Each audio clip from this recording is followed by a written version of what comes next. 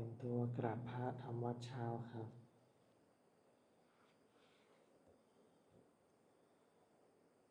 ทั้งหมดกราบพระพร้อมกันครับกราบกราบกราบกราบบารมีธรรมพ่อแม่ครูบาอาจารย์ครับทั้งหมดกล่าวคำบูชาพระรัตนตรัยพร้อมกันครับอิมินาสการเรนะพุทธังอภิปูชยามะอิมินาสการเรนะธัมมังอภิปูชยามะอิมินาสการเรนะสังฆังอภิปูชยามะอะระหังสัมมาสัมพุทโธภควาพุทธังภวันตังอภิวาเทมิสวากขาโตภควตาธัมโมธัมมังนามัสสามิสุปฏิปันโนภควโตสาวกสังโฆสังฆังนะมามิ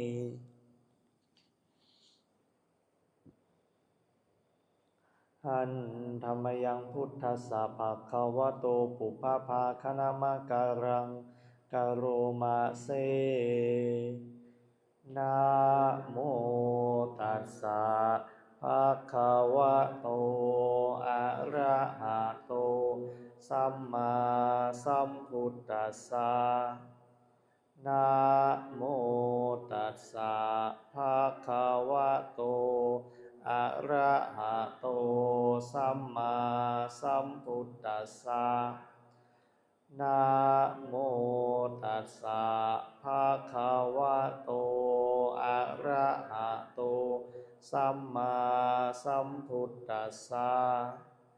พุทธังสารนังคัจฉามิธัมมังสารนังคัจฉามิสังฆังสารนังคัจฉามิทุติยมปิพุทธังสารนังคัจฉามิทุติยมปิธัมมังสารนังคัจฉามิทุติยมปิสังฆังสารนังคัจฉามิตติยมปิพุทธังสารนังคัจฉามิตติยมปิธัมมังสารนังตติยมปิสังฆังสารนังคัจฉามิเปิดหนังสือไปที่หน้า88ครับอันธัมมยังธัมมนิยตาสุตะปะทังพนามะเสข้าพระเจ้าได้ฟังมาจากพระผู้มีพระภาคเจ้าดังนี้ว่าในสมัยหนึ่งพระผู้มีพระภาคเจ้าเสด็จประทับอยู่ในพระเชตวันมหาวิหารของท่านอนาถบิณฑิกเศรษฐีในเมืองสาวัตถีในการครั้งนั้นแลพ ระผู้มีพระภาคเจ้าได้ตรัสเตือนสติภิกษุทั้งหลายให้ตั้งใจฟังและพิจารณาตามพระดำรัสของพระองค์ครั้งเมื่อภิกษุเหล่านั้นกราบทูลด้วยความเคารพพร้อมที่จะรับฟังแล้วพระผู้มีพระภาคเจ้าจึงได้ตรัสอย่างนี้ว่าดูก่อนภิกษุทั้งหลายความเกิดขึ้นของพระตถาคตเจ้าทั้งหลายหรือว่าความไม่เกิดขึ้นแห่งพระตถาคตเจ้าทั้งหลายสักแต่ว่าเป็นธาตุที่ตั้งอยู่กำหนดอยู่แล้วตามธรรมดาว่าเป็นสังขารคือรูปนามที่มีเหตุมาจากธาตุทั้งหลายประชุมกันโดยมีอวิชชาตัณหากรรมปรุงแต่งขึ้นล้วนแต่ไม่เที่ยงมีความแปรปรวนไปเป็นธรรมดาเราตถาคตรู้พร้อมเฉพาะอยู่ถึงเฉพาะอยู่ส่วนธาตุนั้นครั้นรู้พร้อมเฉพาะแล้วบอกกล่าวแสดงบัญญัติแต่งตั้งแล้วเปิดเผยจำแนกทำความให้ตื่นขึ้นเป็นที่เข้าใจง่ายว่าสังขารคือรูปนามที่มีเหตุทั้งหลายมาจากธาตุทั้งหลายประชุมกัน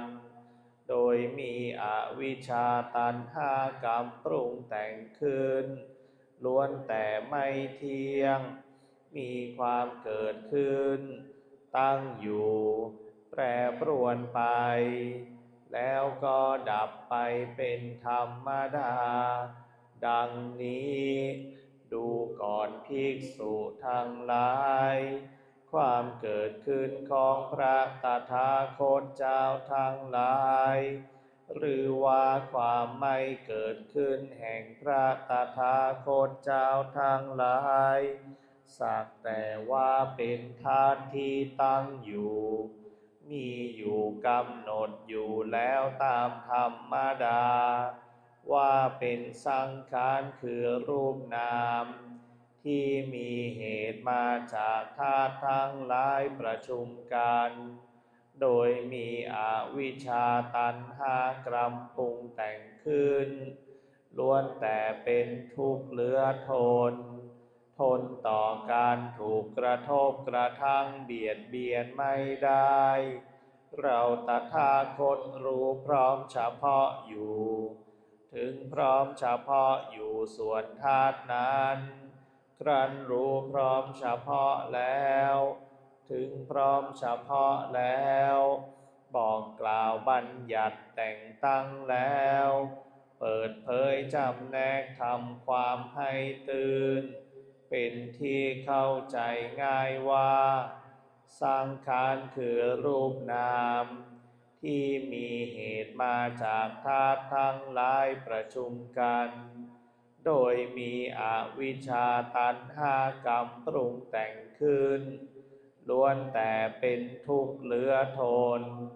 ทนต่อการถูกกระทบกระทั่งเบียดเบียนไม่ได้ดังนี้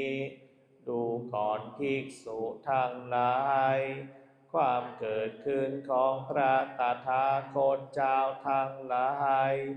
หรือว่าความไม่เกิดขึ้นแห่งพระตถาคตเจ้าทั้งหลายสักแต่ว่าเป็นธาตุที่ตั้งอยู่มีอยู่กำหนดอยู่แล้วตามธรรมดาว่าเป็นธรรมสองอย่างคือเป็นรูปธรรมที่มีเหตุมาจากธาตุทั้งหลายประชุมกันโดยมีอวิชชาตัณหากรรมปรุงแต่งขึ้นนี้อย่างหนึ่งและอีกอย่างหนึ่งคือธรรมที่ไม่ใช่รูปนาม ไม่มีอวิชชาตัณหากรรมปรุงแต่งขึ้นทั้งหมดล้วนแต่เป็นอนัตตามิใช่ตัวตนมิใช่ของเราไม่มีอะไรเป็นแก่นสารของเราต้องสลายไป